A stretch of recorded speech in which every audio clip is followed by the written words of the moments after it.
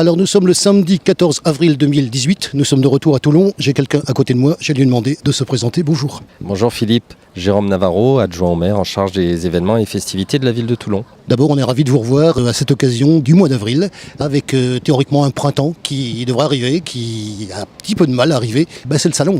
Oui, après la météo, on n'y peut rien, on la subit. Quand elle est belle, on en profite, quand elle est moins belle, on fait avec. On devrait avoir un week-end quand même assez correct vu la semaine que l'on a eue. Et bon, malgré les quelques petites gouttes là, on est encore bien à l'abri et le temps est malgré tout agréable et assez doux. On rappelle le nom du salon ? Salon du jardin gourmand et durable pour la 3e édition, anciennement foire au plan, qui s'est transformée en animation ouverte au plus grand nombre, comme le souhaite notre maire, faire en sorte que les événements de la ville profitent à tous, de 7 à 77 ans.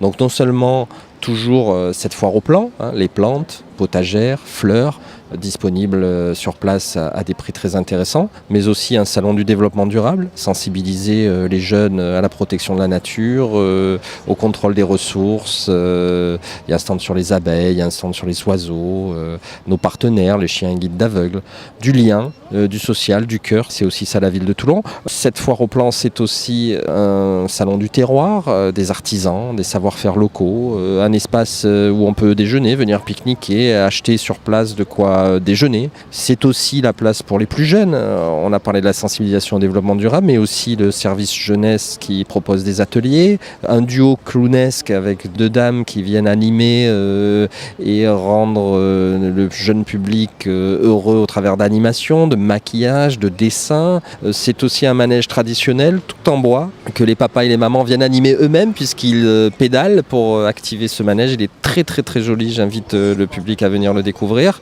Donc beaucoup de choses pour tout le monde. Une spécificité aussi cette année, vraiment le service des espaces verts de la ville de Toulon a énormément décoré cette place d'Armes, puisqu'on est sur un espace quand même très minéral. Nous étions avant au jardin Alexandre Ier, qui est très végétal lui, beaucoup de pots de fleurs, beaucoup d'aménagements, beaucoup de décorations, des chaises longues, un espace à vivre, un espace en plein cœur de ville pour animer ce centre-ville de Toulon. Donc beaucoup de joie, beaucoup de fierté. Et puis on se retrouve, Philippe, c'est le début de la saison pour nous. Le week-end dernier, nous accueillons l'Hermione, mais ma délégation aujourd'hui est en charge totale de l'événement, de sa conception à sa réalisation. C'est le départ de la saison et qui annonce plein d'événements dans la ville de Toulon.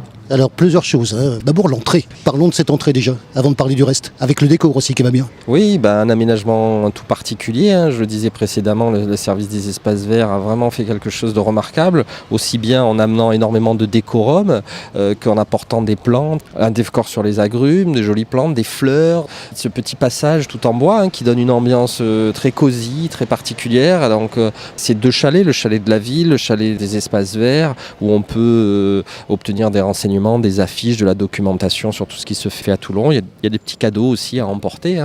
Il y a tout ce qu'il faut pour passer une belle journée. L'occasion de parler aussi des espaces verts de la ville, parce qu'il ne faut pas oublier qu'ils font justement un travail considérable, un petit peu avec vous. Complètement, alors totalement sur cette manifestation. Il y a des travaux, je tiens à le dire, qui s'étalent sur plusieurs délégations et je pense que c'est intéressant également de citer les autres. Voilà, c'est vrai que l'interface, le partenariat, c'est quelque chose d'essentiel dans une ville, entre les citoyens et les services de la ville, mais aussi entre services de la ville. Donc aujourd'hui, il y a le service jeunesse qui est impliqué, il y a ma délégation, le service événementiel, le service propreté, le service sécurité, puisqu'on est toujours en plan Vigipirate, donc la police municipale est bien présente, les espaces verts, le service développement durable. Donc c'est vraiment un travail d'équipe et ça fait plaisir de se retrouver. Certains sont là depuis 5h du matin. Je leur tire un grand coup de chapeau et c'est beaucoup de fierté d'être élu de cette ville, de travailler aux côtés de notre maire et de toute l'équipe municipale. Ils sont venus nombreux ce matin inaugurer l'événement à mes côtés. Avant de parler des partenaires, bien sûr,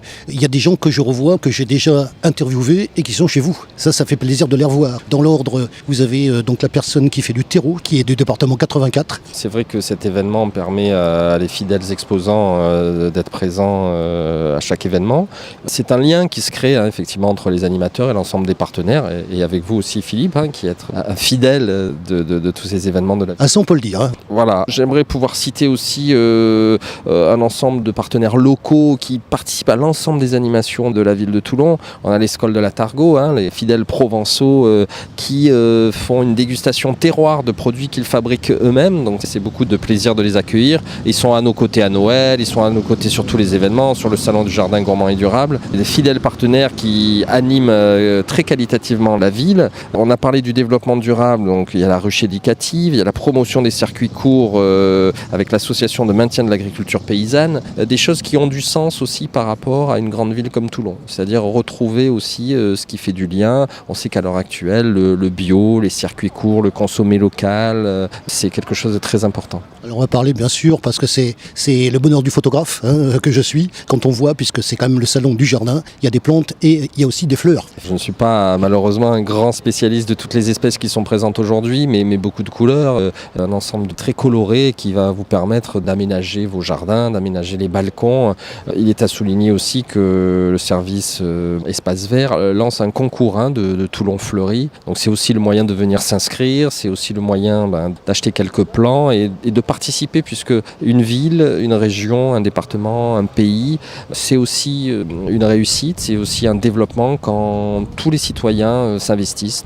Nous, la ville, effectivement, puisqu'on est le lien avec le public, on est un service public investi pour les citoyens, mais aussi les citoyens qui font en sorte que leur ville soit propre, que leur ville soit décorée, que leur ville soit jolie, des projets de réfection des façades soient faits. La ville soutient aussi en plein cœur de ville la réfection des façades. Voilà, c'est vraiment, si on veut se sentir bien dans sa ville, il faut que tout le monde fasse des efforts et ça passe par tout le monde. On est effectivement dans le cœur de ville, c'est l'occasion aussi d'en parler. Je précise, comme je fais d'habitude, que ça se tient sur 2 jours, le samedi, le dimanche. On vient vous voir le samedi. Demain, je pense qu'on sera à la Farled. Que dire encore sur ce salon, parce qu'on est là, ça y est, c'est parti. 9h-19h non-stop, tous les services en place pour vous accueillir, tous les exposants très joyeux, avec beaucoup d'envie, parce que on s'est aperçu déjà le week-end dernier avec la réception de l'Hermione, ce magnifique voilier.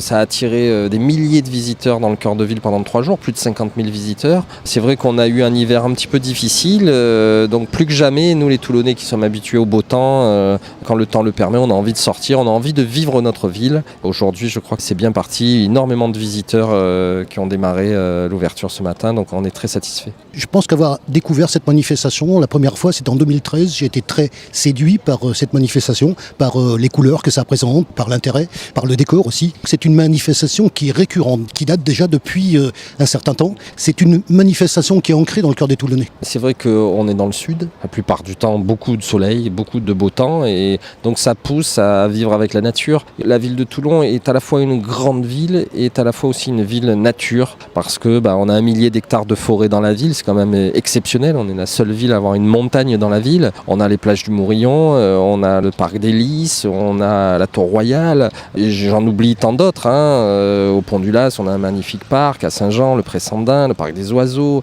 On a des espaces naturels de grande qualité, et on a envie de les vivre parce qu'on a envie d'être dehors, on a envie d'être au soleil, on a envie d'être dans la nature. On est aux portes d'un département les plus naturels de France. On a nos montagnes, les monts toulonnais. Voilà, on est dans la nature et on est aussi une grande ville qui propose à ses citoyens et aux touristes, aux visiteurs, beaucoup d'animations, beaucoup de spectacles, de la culture. Derrière nous, la place de l'Équerre réhabilitée, on a la rue Sémar, la rue des Arts. Qu'aujourd'hui, on vient, on passe un bon moment sur le salon du jardin gourmand et durable.